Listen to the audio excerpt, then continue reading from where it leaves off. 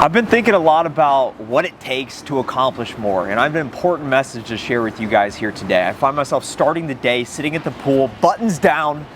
There's a time in my life where if I wasn't in the office by 7:30 in the morning, I was pissed off. I was ready to attack. That was every day. That was the savage mentality. That is what allowed me to get to this place today at age 28. I have more than 10 years of living expenses saved up. So if I decide to stop working tomorrow, go chill for 10 years, whatever. I am my own boss. I work for myself. I set my own hours. I can work wherever I want, whenever I want. And I believe I have more freedom than most people my age. I'm not here to brag, but I want to talk about what allowed me to get to this point in life. And I'm certainly not claiming I've made it by any means. I plan to live to age 104, year 2100. So we have a lot of accomplishments, a lot of winning left to go. But I think people are thinking about accomplishment backwards, because I saw this recent financial study that suggested that the majority of Americans would be willing to give up dining, going out to eat, for 5 years if they could retire by age 50. And if you think about retirement, you're basically giving up hope. You're seeking out leisure, comfort, because if you enjoy what you're doing and how you make money, then it doesn't really feel like work in and of itself. And I think a lot of people think about money, work, accomplishments through the lens of scarcity, fearful, inability to produce more, lack of confidence, fear. Because if you're willing to give up dining and AKA make your own food, not go out, eat any great food. I used to be a pizza chef. You'd come to my restaurant, you'd love to spend $25 on one of my pizzas, but you're basically fearful that you will not be able to produce more. You are worried about cutting expenses, not improving top line, cutting expenses. I make $5,000 a month, direct deposit.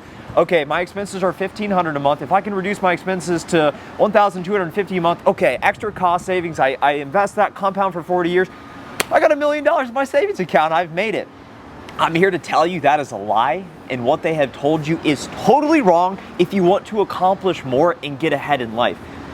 The reality of the situation is, if you structure yourself like a business, what do public companies do?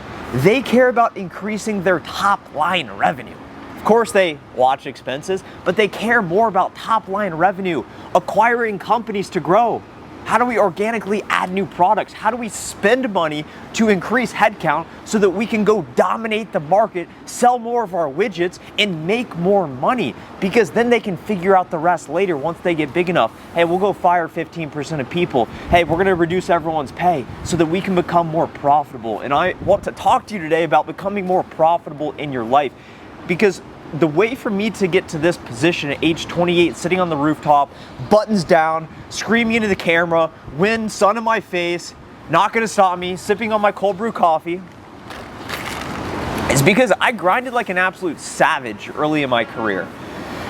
I worked a lot of odd jobs in order to even get started in the technology industry. I remember working in a restaurant, like I told you, and it's all about chasing opportunity. I needed to get a job. So I started washing dishes at a high-end restaurant. It absolutely sucked. I wasn't very good at it. My friend got me hired. My friend ended up quitting without putting in his 2 weeks notice to go work at the competing restaurant across the street. He chased opportunity because they were willing to pay him $2 more an hour to go make salads. So I'm sitting there washing dishes. The chef would always say, man, your friend sucks. You never be like him. Fast forward a week, my friend says, hey, Trent, we're looking to hire a pizza man, a pizza maker. We'll pay you $2 more an hour, but you gotta come now. You can't put in your 2 weeks. So I thought, it's gonna be a tough conversation we're about to have here.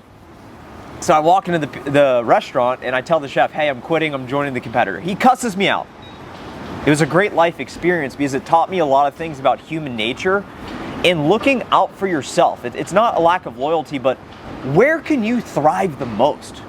What will give you the highest return for your efforts? So for example, if you go to college and then you exit college and you take an hourly job, you only have so many hours in a day to work.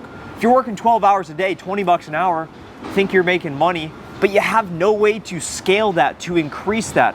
So what you gotta find is a performance-based career to start, a career that will pay you for your contributions. This is challenging and not everybody can do it because it requires you accepting absolute and utter responsibility for your performance. So for me, that was a sales job. I started out in sales. I learned a lot along the way, and a few of those lessons that I believe apply to you is setting a goal. What is your goal? What is your purpose? When you wake up, what are you marching towards? I believe when I walk into any room, when I'm walking down the street, I believe people look at me and they feel my presence. I walk with intention. I look with intention. I operate with intention. I show up every day with pure presence and intentionality because I know exactly where I'm going. So if you're just going through the motions and don't know where you're going, hoping if I stop eating out, I'll be able to retire one day, I'm here to tell you that's never going to work. You are never going to get ahead with that mentality. You have to focus on producing more than anybody else. So set a goal that is far in excess of your quota. Hey, my revenue target's $100,000. No. My potential is $250,000. So I'm writing it down every single day. And as I'm showing up, I'm being that person. Who is that dude that closes $250,000 in revenue? Does he get into the office at 7:30 a.m.? Probably. Does he stay in the office until 6:30 p.m.? Maybe. Does he have a smile on his face? Does he show up to meetings early? Does he show up prepared? Does he make his calls? Is he friendly to everyone else? Who is that person? And as you're going through this process, you focus on what can go right. I remember in a deal review with my manager, I was far behind my quota. I was starting to get a little worried. She's like, hey, Trent, I pulled a list of all of your customers. If you can get every one of your existing customers to spend $5,000 more, that'll be $50,000 in revenue and you'll hit your target. You know what my reaction was? It was, what could go wrong? Hey, I've spoken with all of them. They don't want to meet with me. They're not happy. They have support issues. And then I thought, focus on what could go right. You're right. Let me call them all again and say, let's spend some more money. How's your program going? Can we do anything to help? What could go right? And start thinking about in your life, what could go right? Could you start that side business? Could you tell your manager you want that job? Hey, why not me? Why not me? Can I promote? I didn't have my quota. Can I still promote? Why not? There are no rules. And then start thinking about who are you? How would you describe that person you are? I think of myself as magnetic. I am undeniable. I am looking to meet people. I am looking to expand. I'm looking to give. I am looking to grow. I'm looking to produce abundance, joy, purpose for myself, my family, my community. I know exactly where I'm going and what I'm hoping to produce and give to other people, because if I'm able to create success and prosperity for others and give them what they want, that then allows me to get more of what I want. What I'll leave you with as well is you may be thinking, okay, cool, that fun message. Trent's at the pool, sipping on his coffee still, talking about achieving more success, retiring early. I just want to retire. I want to get the carrot.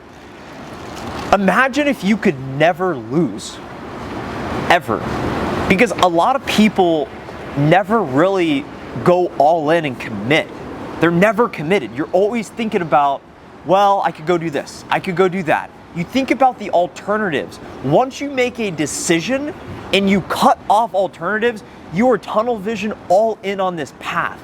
And in order to do that, you must overcome the sense of fear that you could try as hard as you possibly can and still not achieve your desired result or outcome. This is terrifying. Because I remember as a young sales rep, I thought, what would happen if I really tried? If I showed up, if I did the work, I didn't fake being burnt out, I didn't talk about BS nonsense, toxic workplace drama. If I just showed up and did my job to the best of my ability, how would that play out?